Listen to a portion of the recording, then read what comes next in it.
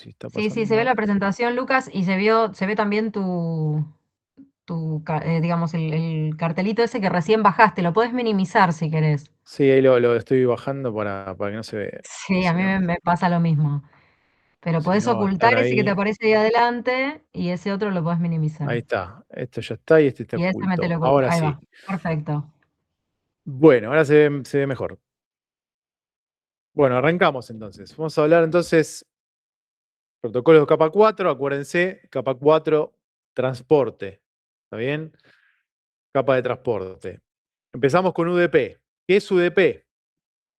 Se llama User Datagram Protocol, o bueno, en castellano, protocolo de datagramas de usuario. Es un protocolo de los más importantes en lo que es capa de transporte, ¿no? Un protocolo de capa 4 del modelo OSI y también del modelo TCP. O sea, está, ¿no? Acuérdense de la compatibilidad entre ambos modelos, modelo OSI y modelo TCP.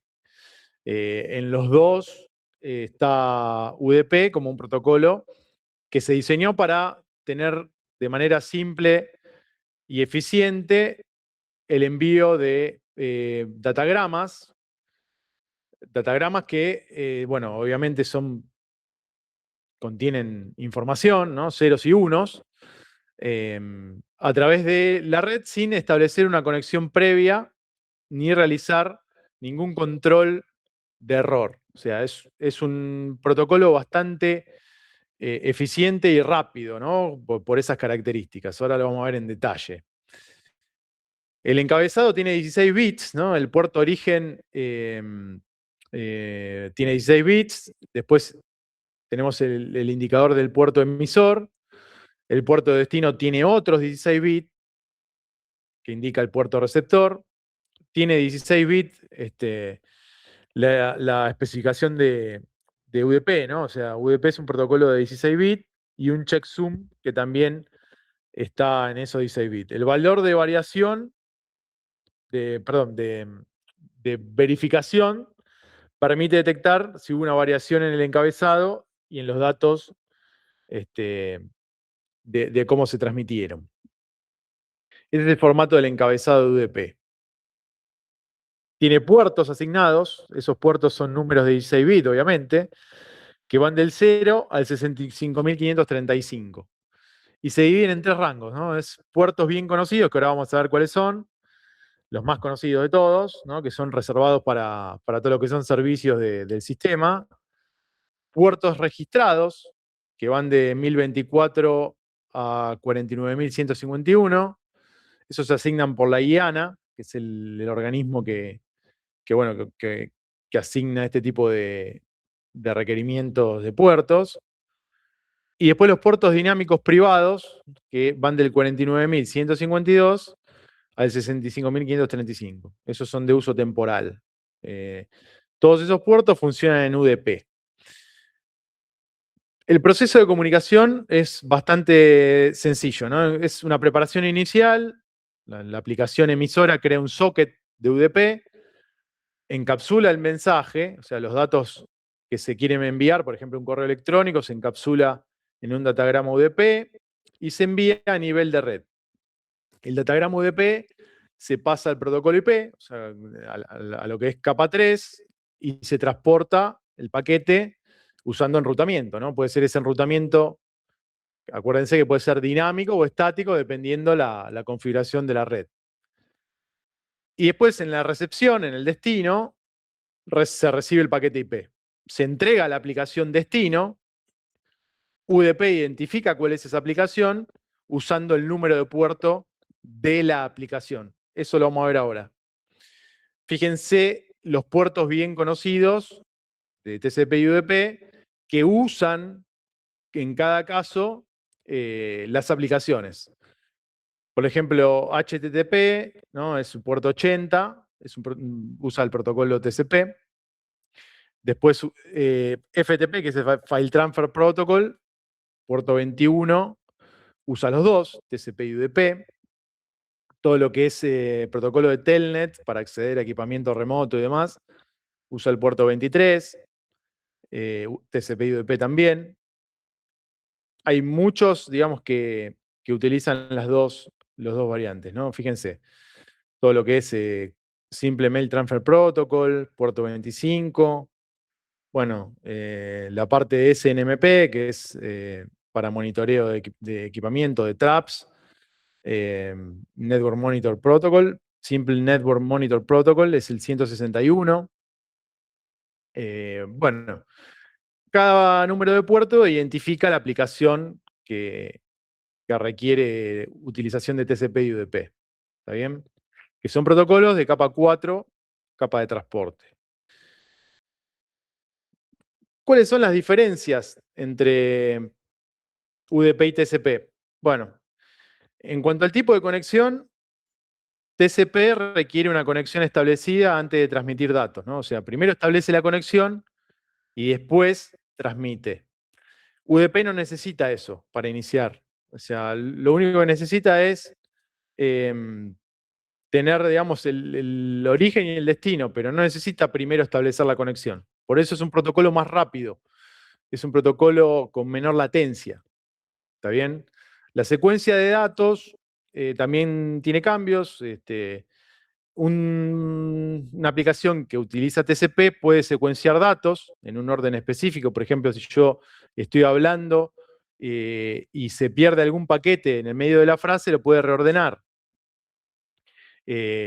Por eso es ideal para determinadas funciones. UDP no puede secuenciar y ordenar. Entonces, en UDP los datos llegan como llegan. ¿Se entiende? Entonces, para, por ejemplo, una aplicación de videoconferencia, ¿qué es lo más lógico de utilizar? Utilizar TCP, obviamente, en cuanto a si uno está haciendo un juego en red, por ejemplo, que está haciendo gaming y necesita velocidad, ¿no? En cuanto a la secuencia y demás, ahí se utiliza UDP, ¿no? Pues es un protocolo más rápido. No tiene obviamente el ordenamiento de los paquetes, pero muchas veces en esas aplicaciones uno no lo va a notar. En cambio, en una videollamada, ahí sí hay pérdidas de información importante. La parte de retransmisión de datos, bueno, para transmitir en TCP, puede transmitir, si no llegan los paquetes, va a transmitir. Después en UDP, los datos perdidos no se van a recuperar. Por eso no es confiable en ese sentido. TCP sí, o sea, TCP lo va a retransmitir. Si no llegó algo, lo va a retransmitir como sea. En cambio, UDP no, lo descarta. Lo que no llegó, no llegó. En cuanto a la entrega, obviamente eso hace que en TCP la entrega sea garantizada y en UDP no es garantizada. Y la velocidad en TCP es más lenta porque primero establece la conexión, después si tiene que retransmitir, retransmite, pero la entrega de los datos es íntegra, es completa. En el caso de UDP es un protocolo más rápido, pero el riesgo de que los datos se entreguen incompletos siempre va a estar porque no asegura retransmisión ni la garantiza. ¿Hasta acá? Yo tengo una consulta. Buenas Sí, tardes. cómo no, buenas tardes. En cuanto al protocolo TCP, Sí, el, bueno, la conexión, la primera conexión se realiza sí, solamente una vez, ¿no? No es que una vez sí. por cada envío de mensajes. No, se establece entre un transmisor y un receptor. eh, Después, si hay un transmisor y un receptor nuevo, se establece de vuelta. ¿Está bien? Si cambia en origen o cambia en destino, se establece de vuelta. Ok, No ¿y sé si se entiende. por qué bajaría la experiencia en un juego eso? Porque la conexión se hace una vez. Y por ejemplo, si yo me Sí. muevo a la derecha en un juego con una flechita, Pero después ponerle que hay un tema de lo que va a querer hacer después es retransmitir lo que se perdió en el medio. Si se perdió, ¿entendés? Entonces, eso te va a llevar a que después se arme un lagueo en la aplicación, porque está retransmitiendo un paquete que tiene que entrar en algún momento. Pero sin embargo, los otros paquetes siguen entrando. Entonces, ¿dónde lo metes ese paquete? Si vos ya tenés una línea de producción de paquetes que está entrando, y no tenés espacio. Tenés que generar el espacio para que entre el paquete. Eso en la pantalla se ve como un lagueo. ¿Se entiende? Pero usando el UDP, En puede UDP que no. me mueva y no me muevo, Y porque no. pierdo el paquete. Exactamente, pero no lo vas a notar. En una microsecuencia no lo vas a notar. Ese es el tema. Por eso en juegos, en aplicaciones de juegos, se usa UDP. ¿Se entiende? Ok, sí, sí. No, gracias. Después lo vemos, si no, en un video eso. Bueno, sigamos adelante. De vuelta, UDP es un protocolo que tiene baja latencia, no tiene el handshake para establecer la conexión, tiene menos sobrecarga, o sea, la cabecera es más simple, no tiene el campo de estado de conexión como tiene TCP y no tiene control de flujo. Entonces, eso lo hace un poco más dinámico, ¿no? que el otro.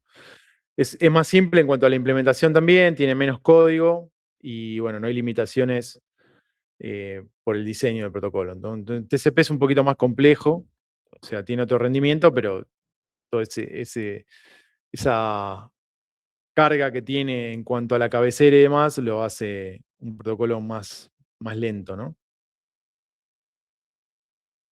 Bueno, los casos de uso, recién lo hablábamos, ¿no? En UDP, tenemos voz sobre IP, bueno, juegos en línea, recién lo dijimos, todo lo que es aplicaciones de streaming, DNS, ¿no? El protocolo de resolución de dominio, y NTP. Esos son los casos de uso más visibles en UDP. ¿No? El sistema de DNS, ¿no? Acuérdense que es lo que resuelve la parte de dominio en un sistema de navegación, en un browser, ¿no? Eso tiene también sus campos, sus prefijos, el nombre del dominio en sí. Bueno, para eso se usa el protocolo UDP. Entonces, es una de las aplicaciones que más se utiliza, ¿no? Servidores de DNS, servidores web en HTTP también. El protocolo de configuración dinámica, que es el DHCP, seguramente ustedes lo deben utilizar si conectan alguna red, alguna máquina nueva a la red. Bueno, es el protocolo que asigna automáticamente direcciones IP de una red, ¿no? Es un protocolo cliente-servidor que lo hace de esta manera, ¿no? Hace un discovery, después un offer es lo que el servidor le responde al cliente. Ese cliente hace un request y el servidor hace un acknowledge cuando ya actualiza la dirección IP.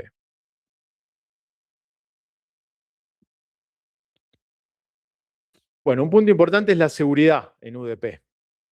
La seguridad en UDP, bueno, es un protocolo muy usado para todo lo que son ataques de denegación de servicio, ¿no? Entonces, tiene algunas vulnerabilidades. Después también tiene protecciones esenciales, tiene, bueno, utilización en redes más modernas. El futuro de VP también lo vamos a ver ahora después al final. Tiene bastantes atributos que lo están haciendo un poquito más robusto hacia el futuro. Entonces, vamos a ir avanzando con eso. En cuanto a vulnerabilidades, bueno, lo que tiene es, yo recién les comentaba, y esto hay muchos que lo pueden agregar en su trabajo práctico, si investigan un poco, van a ver que hay operadores que ofrecen el servicio de protección anti-DDoS. DDoS hace referencia a denegación de servicio, denial of services, o sea, son ataques por denegación de servicio. ¿Está bien? Y esos ataques de denegación de servicio muchas veces se hacen por UDP, o sea, ataques de inundación de UDP. que consiste en enviar masivamente datagramas en formato UDP para saturar ancho de banda. De esa manera hacen crecer exponencialmente el ancho de banda y agotan los recursos de cualquier dispositivo de conectividad. Puede ser un servidor, puede ser un router, puede ser un switch. De esa manera lo que hacen es, básicamente te rompen la red, porque dejan al switch operando al máximo con todos sus recursos y eso genera una caída en el procesamiento, ¿no? O sea, no tiene la capacidad de procesar el ruteo o no tiene la capacidad de procesar switcheo y demás. O sea, saturan el procesamiento del equipo con ataques de inundación de UDP. Eso es una denegación de servicio. Si ustedes se fijan, hay muchos operadores que lo están ofreciendo con determinados atributos, ¿no? Algunos colocan una caja, otros lo que hacen es conectan el servicio de internet a una plataforma donde está esa plataforma hosteada y de esa manera pasa por esa plataforma y ante una denegación de servicio la plataforma lo corta, ¿no? Baja la interfaz a la que están atacando o por la que se está recibiendo el ataque. Hay muchas técnicas, hay varios operadores de este tipo de servicio también, ¿no? Hay operadores muy conocidos. Uno es Arbor, si ustedes lo buscan, ARB, Arbor, es un proveedor de sistemas de ataques de denegación de servicio muy importante, tiene una plataforma muy grande. De hecho, es uno de los que lo provee a los Tier 1. Después hay otro que se llama Radware, que es otro proveedor grande de este tipo de sistemas. Así que bueno, el que quiere investigar un poquito más y lo quiere agregar a su future de seguridad del trabajo práctico, esa parte es interesante para que la puedan verificar. Bueno, después otro de los temas en cuanto a vulnerabilidades es el desbordamiento de buffer, ¿no? Que es procesamiento de datagramas UDP que son maliciosos y va a generar errores de memoria. No genera una sobrecarga, sino que altera la memoria del dispositivo y ahí les permite del otro lado la ejecución remota del código en algunas implementaciones. ¿No? Eso, bueno, los que están en ese mundo, estas trampas las conocen muy bien, entonces lo hacen generalmente a través de datagramas UDP maliciosos y de esa manera toman el control de algunas funciones remotas. Después hay otro llamado ataques de reflexión, ¿no? Que lo que hace el atacante es falsifica la IP de la víctima, envía datagramas a servidores legítimos que responden a la víctima, o sea, porque lo detectó. Entonces, ahí amplifica el tráfico y provoca denegación de servicio. Entonces, eso también se hace mediante UDP, ¿no? Entonces, tiene varias vulnerabilidades. Lo otro que tiene son los ataques de bucle o de loop de denegación de servicio. O sea, crean loops de tráfico entre dispositivos, o sea, mal configurados, ¿no?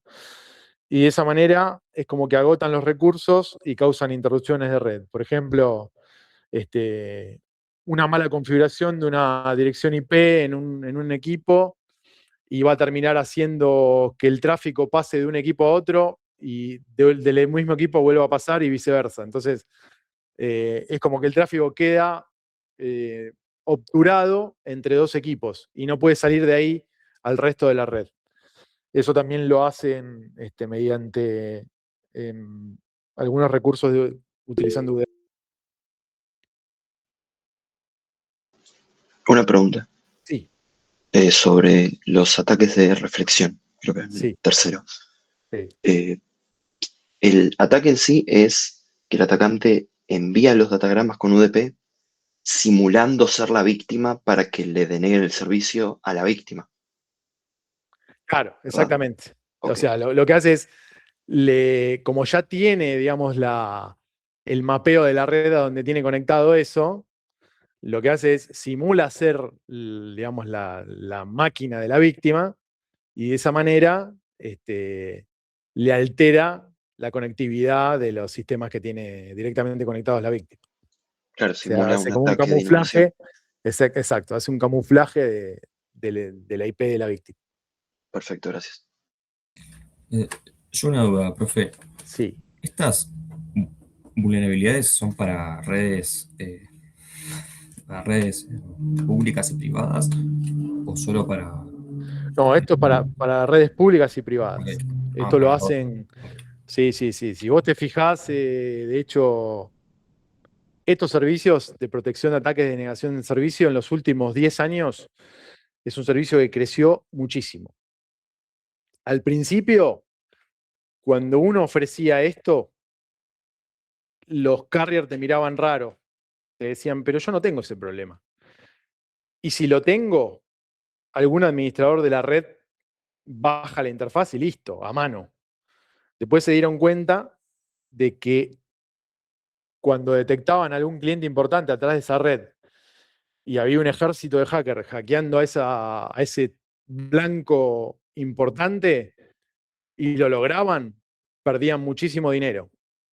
Entonces dijeron, ¿sabes qué? No lo voy a hacer más a mano. Voy a poner una plataforma que me lo detecte automáticamente en tiempo real y yo pueda ver el ataque en tiempo real y lo pueda cortar en tiempo real. Antes de que llame el cliente para decir que tiene todo caído. Entonces, en los últimos 10 años, más o menos del año 2015 para acá, ese tipo de servicios en los operadores creció muchísimo. Ok, o sea, como que tiran las redes que son privadas, como Exacto. Sí, son y blancos acceden. interesantes. Para algún grupo de hackers que se dedican a eso, no sé, detectan que, no sé, una empresa tiene vulnerabilidades y dicen, bueno, vamos ahí. Entonces se juntan y hacen un ejército para tirarlo. De esa manera, bueno, antes en la vieja usanza, ¿qué hacía el operador de la red? Si lo detectaba, lo bajaba. Muchas veces, ¿qué pasaba? No lo detectaba porque no está mirando todo el tiempo todas las interfaces, no tiene el recurso para hacerlo. Entonces, un comportamiento anormal del tráfico entrante es como que no pasaba desapercibido. A raíz de caídas importantes, de entes importantes, generalmente entes gubernamentales o entidades financieras, donde les han pegado fuerte, a raíz de eso muchos cambiaron la política y dijeron, bueno, ahora vamos a tener que tener una plataforma donde nosotros podamos monitorear esto en tiempo real y lo podamos cortar. Porque si no nos dedicamos a monitorear esto en tiempo real, nos va a pasar a cada rato. De esa manera se logró vender ese servicio porque empezó a ser una necesidad, sobre todo con el aumento de las redes, el aumento del tráfico, todo ese crecimiento, digamos, que hizo que se genere, digamos, un nuevo, si se quiere, un nuevo negocio que fue la protección anti-DDoS. Que si ustedes se fijan en todos los operadores que están viendo para hacer el trabajo práctico, si van a servicios de valor agregado, fíjense que la mayoría ya lo vende, lo vende como un servicio. Lo que están haciendo es muchas veces tercerizar una plataforma de estas que yo les comento, que son plataformas grandes como Arbor o como Radware, y lo que hacen es tercerizar ese servicio hacia sus clientes finales. O sea, se lo compran a nivel mayorista a un Arbor o un Radware y después lo bajan a sus clientes finales con un margen, un markup arriba. ¿Está bien? Eso es el modelo comercial sería.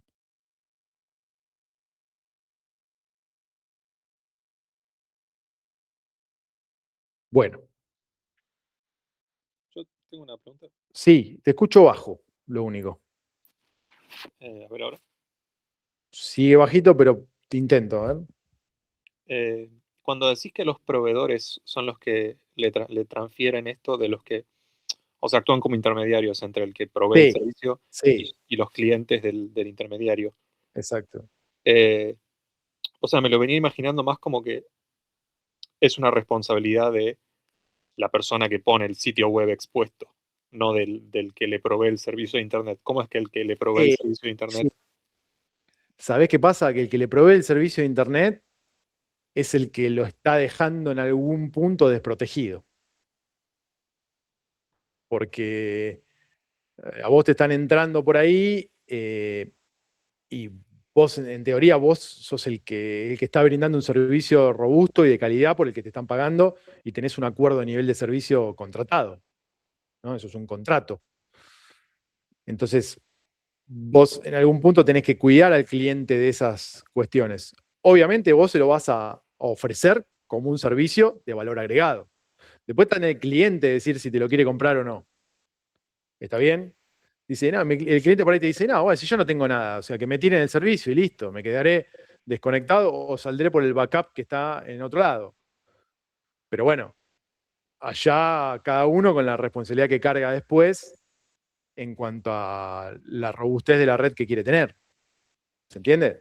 O sea, la idea es atajarlo antes de que llegue al servidor del cliente. Exacto. La idea es atajarlo antes o atajarlo en el minuto 0, digamos, en el minuto 1.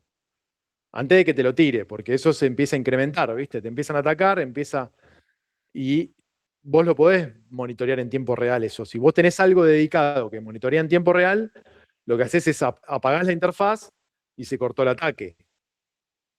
Pero bueno, hay varios métodos. O sea, yo no soy especialista en seguridad informática, pero de hecho han cambiado y todo el tiempo salen cosas nuevas, ¿no? En esto. Pero sí, estas plataformas han ido evolucionando de 10 años a esta parte por el hecho de que empezaron a haber mucho más ataques de negación de servicio y se empezaron a detectar y encontrar con esos problemas.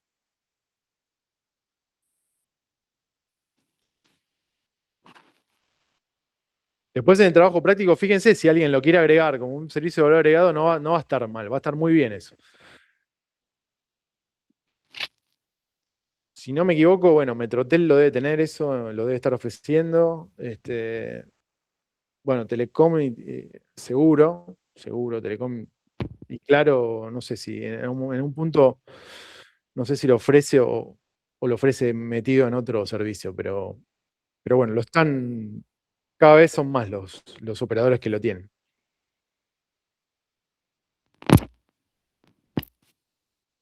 Bueno, pasamos de página. Vamos a ver entonces un ejemplo de ataque de negación de servicio, ¿no? O sea, tenemos un hacker acá que tiene un bot, o sea, un software que se usa justamente para mandar paquetes UDP maliciosos y tienen el target a donde quieren pegarle, ¿no? Generalmente es una IP de alguien que les interese, ¿no? Obviamente no me van a atacar a mí, pero sí van a atacar a la UBA, por ejemplo, o a la FIP, o a quien sea. Ha pasado, ¿no? A migraciones, le han pegado a muchos organismos importantes, bancos. Bueno, muchas veces lo hacen para distraer, o sea, lo hacen como maniobra de distracción, ¿no? Donde le pegan al objetivo por un lado y le están sacando información por otro. Entonces, lo distraen para sacarle por otro lado información, ¿no? Es la típica de como el robo en la calle, ¿no? Que uno lo distrae a la víctima y el otro le está manoteando la billetera, una cosa así. Esto es lo mismo. O sea, con un bot le pegan al objetivo y por otro lado sacan información como bases de datos, como alguna cuestión referida a los estados contables o empleados que trabajan en el lugar. O sea, bueno, son técnicas que usan los hackers para eso y lo usan a través de UDP. Generalmente tienen esa herramienta como para poder atacar. ¿Cómo nos protegemos de eso? Bueno, recién un poco lo hablamos, pero bueno, hay algunas cuestiones y esto también les va a servir para el TP. La parte de tener una protección en la red siempre es algo que va a sumar, ¿no? En toda red uno quiere tener seguridad en sus datos, quiere mantener íntegra la información que tiene, ¿no? Sobre todo hay determinados negocios que son más sensibles que otros, el mundo financiero, el mundo de la salud, bueno, toda la parte de historias clínicas, ¿no? en la parte de hospitales y demás, es importante tener integridad de la información y un control de los que acceden a esa red también. Entonces, todo lo que es firewalls e IPS, que son firewalls de perímetro, bloquean tráfico no deseado y sospechoso. Hay que configurar, obviamente, políticas para limitar acceso a puertos UDP que no se usan. No se puede dejar puertos abiertos así porque sí, porque dejar un puerto abierto es como dejar una ventana abierta. Esa ventana abierta la puede usar alguien para justamente utilizarla en forma maliciosa con algún datagrama UDP que sea de esas características o, bueno, entrar por ahí para hacer daño a determinado sector de la red. Entonces, siempre un firewall de perímetro y demás, lo que va a hacer es filtrar ese tipo de cuestiones y tener bien cerrada la red o denegada, mejor dicho, para determinados servicios o determinadas cuestiones. ¿Está bien? Eso se establece con políticas de seguridad. Generalmente la gente de seguridad informática del organismo define esas políticas y en base a esas políticas es como se establecen las configuraciones del equipamiento. ¿Está bien? Ustedes en su TP seguramente, bueno, al poner un firewall no hace falta que definan la configuración, no hace falta que sean tan específicos, simplemente mencionar que si utilizan un firewall va a ser para estas razones, ¿no? Para tener la red protegida con políticas de seguridad acordes a lo que una organización necesita. Obviamente hay empresas que no lo requieren, pero hoy hay firewalls que son también baratos, ¿no? Hay firewall de todos los sabores y tamaños.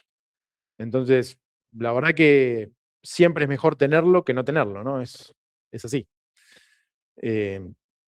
La parte de rate limiting es una restricción a la cantidad de paquetes recibidos de un determinado emisor en un determinado tiempo, y eso también reduce la posibilidad de sobrecargar un procesador de un equipo y de los ataques justamente de inundación por UDP que apuntan a eso, ¿no? A sobrecargar el procesamiento y la memoria de los routers o de los switches. Entonces, es importante también la técnica de rate limiting. La validación de datos, los servidores deben estar, digamos, se deben validar los datagramas entrantes y de esa manera se asegura que cumplan con el formato que tiene que tener y que no contengan justamente datos maliciosos, ¿no? Por eso hay que tener esa política también definida de validación de datos. Por otra parte, monitoreo y detección, que es lo que yo les comentaba, herramientas de monitoreo de red, ¿no? Todo lo que es SNMP o NetFlow, ¿no? Que lo que hace es monitorear la red en tiempo real. Eso también, bueno, al tener determinadas aplicaciones como las que yo les comentaba de anti-DDoS, pueden detectar también intrusiones, patrones de tráfico que son anormales. Eso puede generar y configurar alarmas que disparan algún protocolo de procedimiento ante ese tipo de comportamientos. Bueno, todas esas son medidas de protección para las redes que lo que hacen es robustecer la red. Se utilizan para robustecer la red y tener servicios más confiables y tener protegida la integridad de los datos que esa red contiene. ¿Está bien? Entonces, UDP fíjense que es un punto importante para tener en cuenta en cuanto a lo que es el manejo de la seguridad de la información. Se convierte en algo clave saber cómo tratar estos datagramas UDP ante determinadas cuestiones. Entonces, importante, siempre recomendación en la red, usar un firewall de perímetro o IPS, lo van a encontrar así.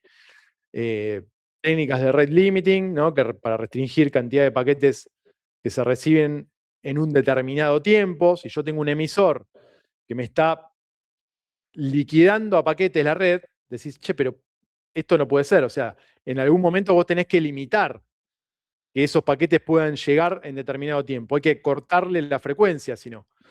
Entonces, eso hay que configurarlo. Para eso también está el firewall, ¿no? La validación de los datos. que los servidores tienen que validar rigurosamente cada datagrama que entra, ¿no? Entonces, al validar eso, se asegura que se cumpla con el formato esperado de un datagrama y que no tenga nada malicioso metido, ¿no? Que corra algún proceso complicado para la red.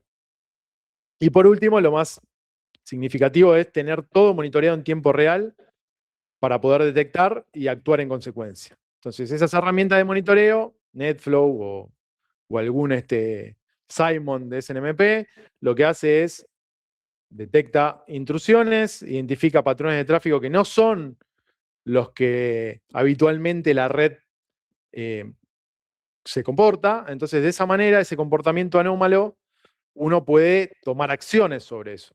Esas acciones se definen en el momento, o uno ya puede establecer protocolos definidos para cuando detecta determinado patrón de tráfico, actúa en consecuencia.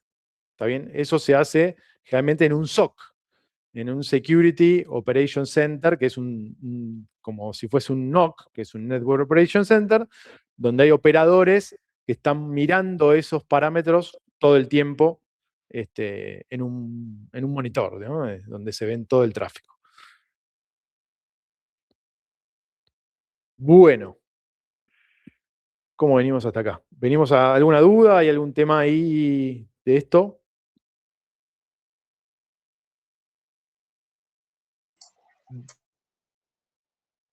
Vamos linkeando. Sí, Bueno. sí, te escucho. Sí. Vamos linkeando lo que venimos viendo en la aplicación al trabajo práctico. Pregunta para alguno de ustedes. Sí, sí, la verdad que sí. ¿Sí? Bueno. Entonces, UDP ya en lo que respecta a redes más modernas, ¿no? Todo lo que es innovación, ¿no?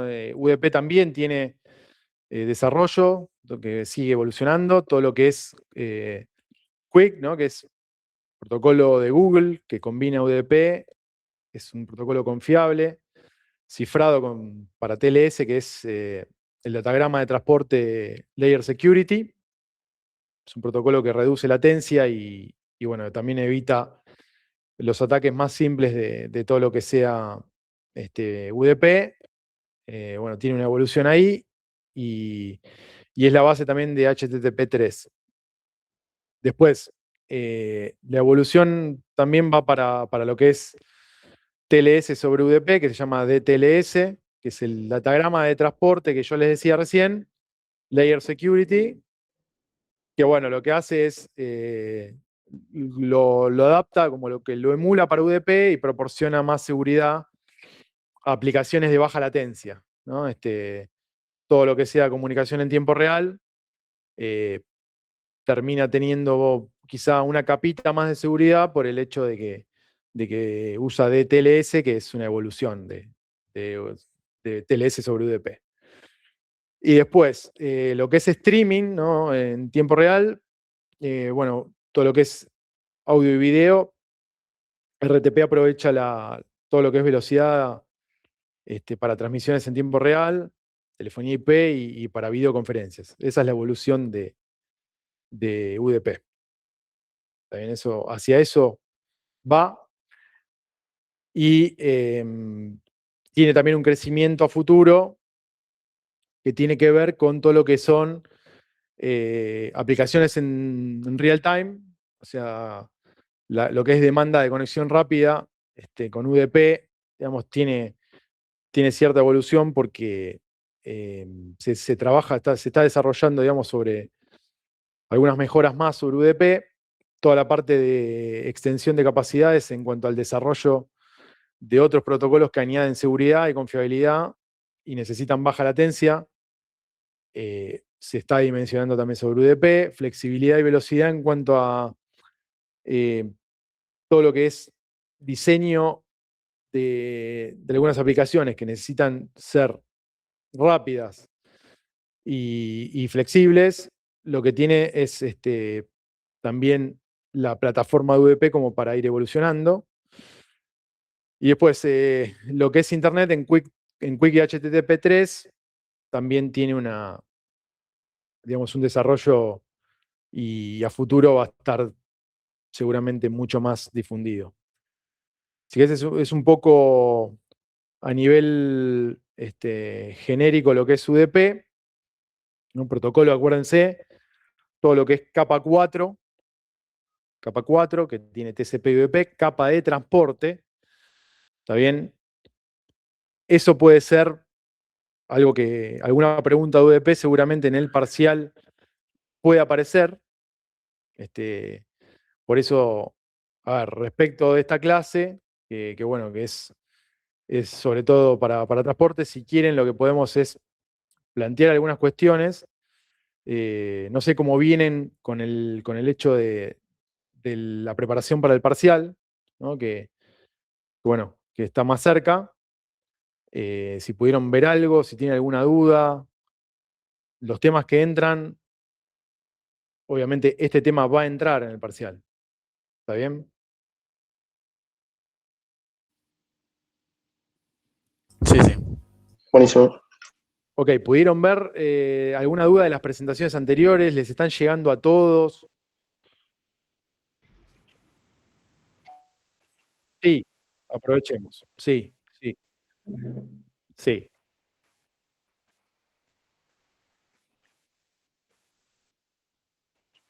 sí, sí, sí, sí, sí, sí, sí, sí, el octeto del host, digamos, son, sí. Los primeros 3 octetos en ese ejemplo correspondían a la red. ¿Está bien? Al host. Esos a los bits de host, en ese caso, porque es una clase C. Ojo, que todavía no vimos direccionamiento IP nosotros, ¿eh? Y lo vamos a ver en detalle. ¿Está bien? Eso el otro día fue un ejemplo, pero direccionamiento IP, el direccionamiento IP propiamente dicho, lo que son direcciones IP y máscaras, lo vamos a ver en una clase entera. ¿Está bien? Sí, sí, lo vamos a ver. Denme un segundo. Puedo adelantar algo hoy posiblemente, porque estamos con un poquito de tiempo, así que por ahí lo podemos adelantar. Porque viene bien la pregunta. Sí. Friend relay. Sí.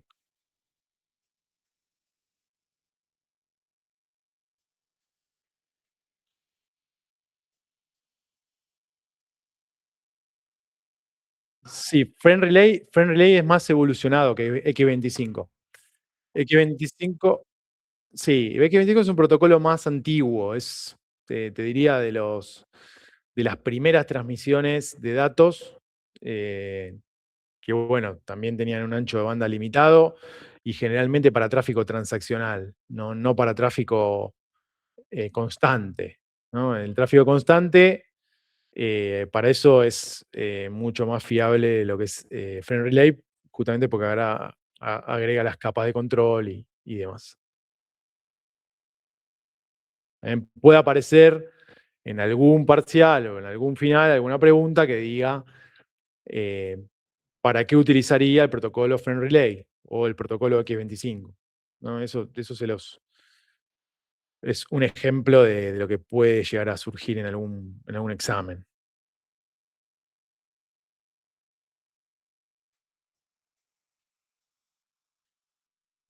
Sí, exacto.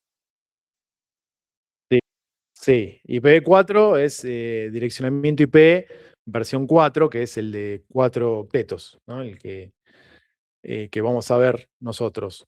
IPv6 es el más actual, ¿no? El que vino, o sea, si bien los dos están vigentes y conviven, el agotamiento de direcciones IPv4 generó que tenga que salir la tecnología con IPv6. Entonces, el IPv6 es, digamos, mucho más complejo a nivel composición. Es una dirección IP más larga. ¿Está bien? Después vamos a ver IPv4. ¿Cómo? Por el agotamiento de IPv4, o sea, son limitadas la cantidad a nivel mundial. Entonces, como ya las IPv4 a nivel mundial se estaban agotando, lo que pasó fue que salieron las IPv6. Entonces, hay muchos que tienen, obviamente están usando las dos, o sea, tienen sus bloques de IPv4 y cuando quisieron comprar más le dijeron, bueno, no, IPv4 no puedes comprar más porque ya tenés un montón, podés comprar IPv6. Y ahí las IPv6 empezaron a comercializarse. Entonces, hoy conviven las dos, tenés backbone de IPv4 y backbone de IPv6 en determinados clientes. También para ustedes en su trabajo práctico van a usar IPv4. No, IPv6 es demasiado. Y aparte no lo vamos a ver. Nosotros, calculen, chicos, que esto es una materia donde nosotros lo que hacemos es un poco punteamos los temas para que entren la mayoría de temas posibles y que sean con una cierta consistencia. Pero si nos ponemos a hablar de cada tema, hay una clase por cada cosa para dar. O sea, no son 12 o 15 presentaciones, sino que son 60 presentaciones. No llegamos. Entonces, nosotros lo que hacemos sí es dar un panorama general y después ustedes, el que quiera profundizar sobre esto, puede hacer independientemente o una especialización en telecomunicaciones o una especialización en alguna tecnología de redes, no sé, en algún vendor. Yo no menciono ninguno en particular, pero no sé, puede ser Cisco, puede ser Juniper, alguno de esos, donde tiene mucho más contenido específico de todo lo que es direccionamiento IP, ruteo, ruteo dinámico, bueno, un montón de cuestiones relacionadas ya con el mundo del networking, digamos, propiamente dicho, ¿no? Que es otra cosa, es muy específico. Igual, chicos, tengan en cuenta que también esa especificidad en el mundo profesional se da porque todo esto evoluciona muy rápido. Un poco lo estamos diciendo todo el tiempo, pero no sé, nosotros estudiamos esto cuando estábamos en la facultad y PV6 todavía no estaba. Entonces, les va a pasar, probablemente haya algo que todavía no está inventado, que es lo que ustedes van a terminar usando el día que sean profesionales. Y no es que tienen que llevarse todo, tienen que llevarse la base necesaria para poder justamente incorporar los temas nuevos.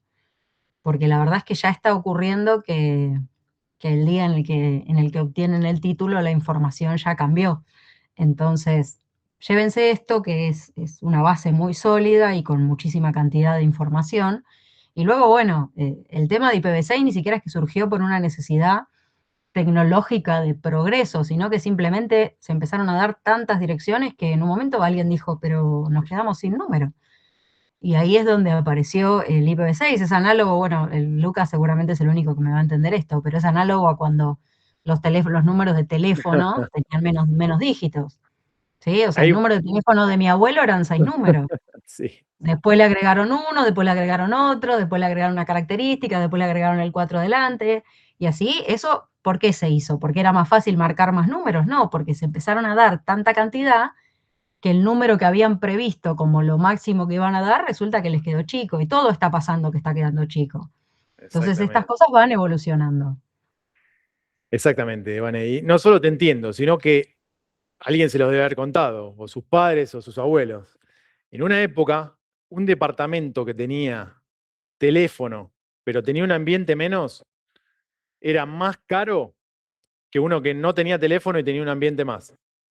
Así que imagínense, hoy la red de telefonía fija está discontinuada. O sea, yo estoy llamando a veces a gente que tiene todavía el teléfono fijo y cuando llamo me dice que no pertenece a un abonado en servicio. Y en la tarjeta todavía le figura el teléfono fijo. Cuando pasás por una calle, por una esquina que están en las cabeceras de central telefónica con los peines donde entraban los cables multipares de cobre, ya los están apagando. Están serruchando los cables y sacando los tótems con las regletas, lo están desactivando. Eso en los 80 se creó porque empezaron a estallar los pedidos de teléfono fijo, después de la privatización. fíjense lo rápido que evoluciona. Les estoy hablando año 85, 90. Ustedes son obviamente mucho más jóvenes que nosotros, ¿no? Pero con esto va a pasar lo mismo. O sea, va evolucionando y hay cosas que terminan yendo hacia la obsolescencia. En ese mundo estamos nosotros, ¿no? Entonces,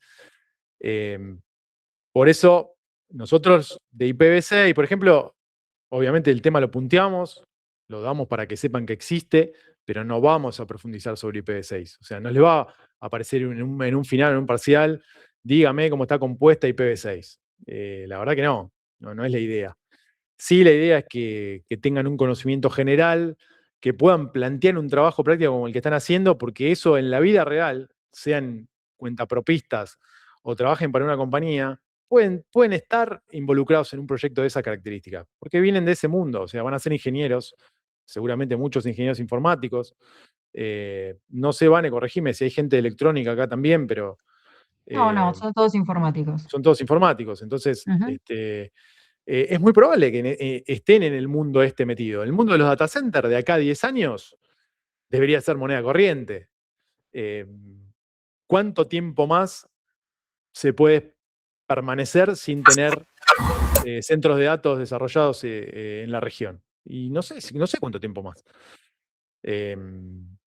Por eso, bueno, un poco es transmitirle esos conocimientos.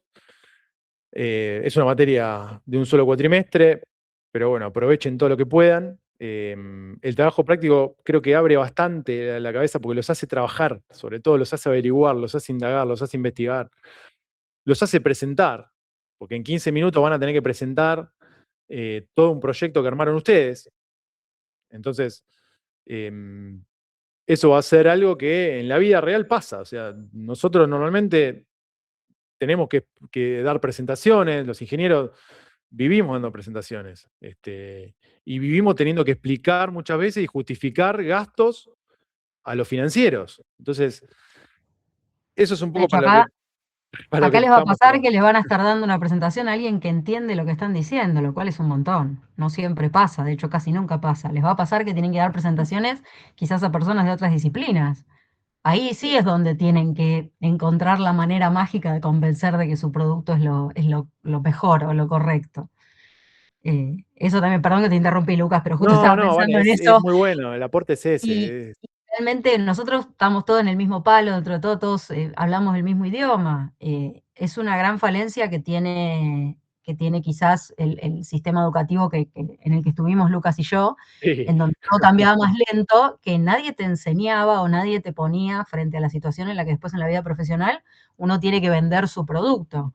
En mi caso, bueno, yo arranqué la docencia siendo estudiante y me sirvió muchísimo más que quizás materias de la carrera en donde por ahí me hubiese servido también defender los proyectos. Entonces, mismo si alguno va a hacer tesis, el día que te hagan una tesis o un trabajo profesional, van a tener que pararse a defender algo. Entonces, tanto eso como lo que vayan a ver el día que trabajen afuera, tanto Lucas como Marcelo como yo tenemos distintos tipos de trabajo.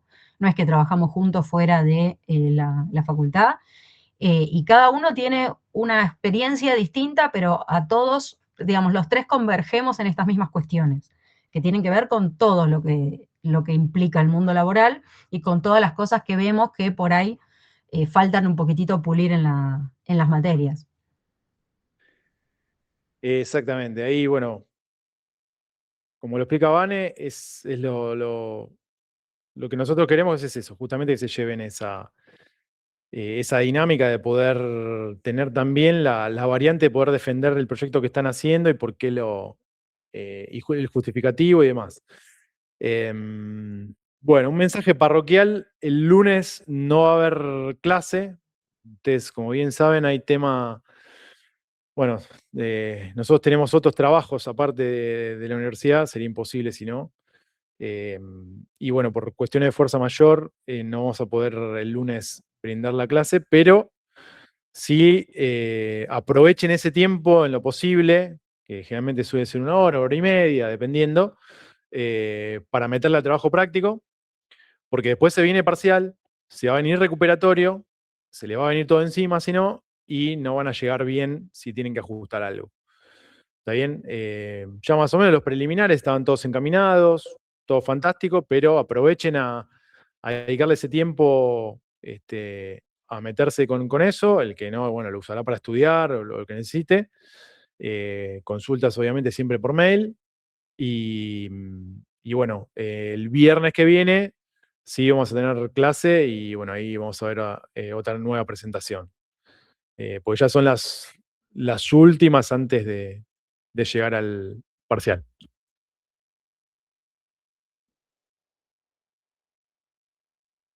Bueno, sí.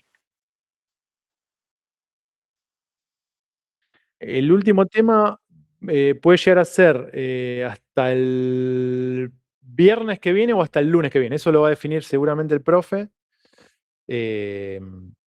Porque, bueno, no, tampoco tiene sentido agregar mucho más temas, porque después viene el final y en el final también va a haber temas que van a quedar pendientes para poder tomar. Entonces, me parece que va a ser sería el viernes que viene, porque a el ver, viernes hoy que es viene, seguramente. 8, Sí, sí. ¿verdad? Sí, Hoy el es lunes no 8. tenemos Sí, sí. clase, el viernes estaríamos viendo NFB, y el lunes 18 y el viernes 22 la idea es avanzar un poquitito con el tema del TP y el cálculo de red del trabajo práctico. Y consultas. Luego tenemos el 25 que es feriado y después ya es el parcial. Así que el último tema va a ser el viernes 15. Viernes O sea, el 15. viernes que viene. Genial. Estaba mirando el intento de guía que estuvimos haciendo porque, bueno, para empezar a Fenómeno. ordenarnos un poco No, para pero espectacular. la Yo semana creo que subsiguiente. ahí, bueno, no, ¿Cómo? 25 feriado. El 25 feriado. El 29 es el parcial. Viernes 29. A las 16 horas presencial en la facultad. Ese es presencial. Así que bueno, ahí el lunes les queda un espacio para esto, para estudiar un poco o para adelantar trabajo práctico. Viernes, sí, Gonzalo. No, iba a esperar si querés a que termine. Era una duda de la clase de hoy que me surgió. No, el viernes les decía, viernes va a haber NFB, la da el profe Marcelo. Y bueno, con eso más o menos vamos a estar llegando al parcial. Sí, porque la siguiente clase ya es para el lunes primero, que ahí sí sería Wi-Fi, que ahí ya es el siguiente tema que no entra en el parcial. Ese no entra en el final. Exactamente, Y ese lo voy a estar dando yo. Así que exactamente. Y los de las clases anteriores sí va a haber cuestiones de avance del trabajo práctico, ¿sí? No es que no va a haber clase, va a haber avance del trabajo práctico, que un poco la idea es que justamente 1 o 2 semanas antes no tengan temas nuevos, así esas semanas aprovechan para avanzar con el TP, pero ya los temas están dados y tienen más tiempo para que decanten y hacer las preguntas que pueden llegar a tener. Yo tengo una pregunta sobre sí, parte de los temas que entran al parcial. sí, Específicamente con la parte de conectores y racks. O sea, ¿qué sí. tan, qué tan específicos somos con eso? O No, sea, la ¿en parte dónde de conectan? racks no va a ser un tema relevante para un parcial. ¿Y los Eh, conectores los conectores sí, los conectores pueden de entrar. fibra óptica? De ¿Sí? fibra y de cobre, las dos. O sea, yo te puedo preguntar, por ejemplo, cuál es la frecuencia de transmisión de un canal categoría 6A y con qué conector está especificada la norma de esa categoría. Entonces, vos ahí me vas a tener que poner lo más concreto y detallado y concreto a la vez. O sea, me vas a tener que poner, es un cable que para categoría 6A, puede ser un cable de cobre, blindado o sin blindaje, UTP o FTP o lo que sea, 500 MHz de frecuencia, 10 gigabits de transmisión y interfaz RJ45. ¿Se entiende? Una pregunta así puede aparecer. Ok, bueno, gracias. Por favor. Le podemos hacer igual un repasito de parcial, así no tienen más o menos una idea de lo que puede llegar a aparecer y no se vuelven locos. Por lo menos se focalizan, ¿no?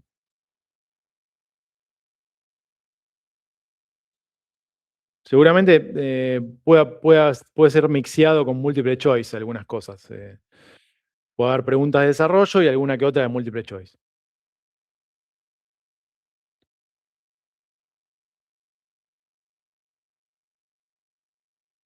Igual no se confíen.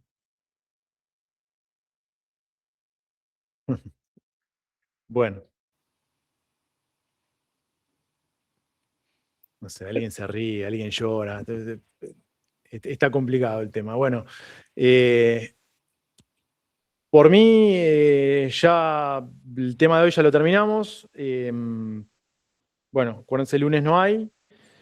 Consultas por mail. No sé, Vane, si vos tenés algún tema más, algún mensaje. No, mencionar que el viernes damos el último tema, lo va a dar Marce, si mal no Sí, recuerdo. lo va a Marce, sí. Y ya la semana siguiente, feriado y trabajos prácticos. No, la otra es el feriado, perdón. La semana Sí. siguiente, trabajos prácticos, y la semana de parciales, que el lunes es feriado. La semana en la que el parcial es el viernes.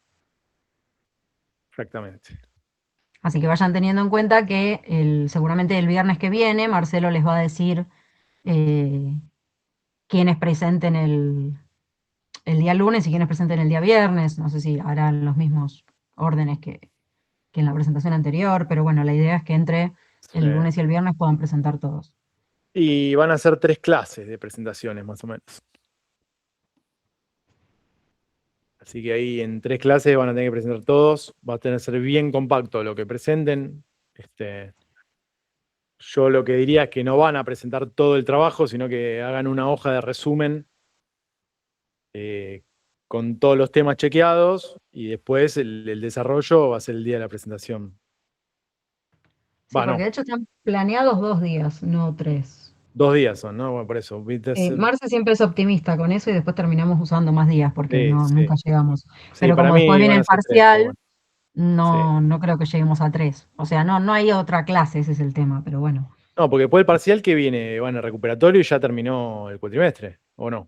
No, después del parcial está la clase de Wi-Fi, es la que tenemos Sí, la proyectada de para el Wi-Fi, primero. sí. Y el cronograma, viste que lo armamos ahora hasta el primero, suponiendo que no vamos a perder ninguna clase, teniendo en cuenta, por supuesto, Sí, que que el no haya 12, paro, por ¿no? ejemplo. Exacto, entonces la marcha, nosotros tenemos otras materias, no los tenemos a ustedes, pero el martes 12 tenemos otras materias y bueno, ahí estamos perdiendo esa posibilidad de usar la clase. Pero no sé qué va a agregar este cuatrimestre, porque como esta materia todos los cuatrimestres crece un poquitito, no sé si va a sumar más contenido Marce a la segunda parte. Y vamos a tratar de llegar, pero no sé si vamos a llegar. Por eso, está siendo un cuatrimestre difícil, sí. Sí. Pero bueno, si se puede sumar algún otro contenido, se sumará. Si no, es el desarrollo del TP y los recuperatorios. Todavía queda 1 mes y medio de clases, así que casi 2. Vamos bastante Así bien. que yo sé que querés que termine el cuatrimestre, Lucas, pero todavía falta. Sí, todavía falta, sí. Es cierto. Bueno. Bueno, ahí estamos entonces. Bueno, chicos, nada, lo vemos entonces. Nos vemos la semana que viene. Yo no creo que esté, porque voy a estar viajando, pero después el otro lunes sí. Ahí está. El viernes entonces Marce y yo. ¿Está bien? Bueno. Listo. Nos Buen vemos. fin de semana para todos. Para todos. Gracias por charlar. Gracias.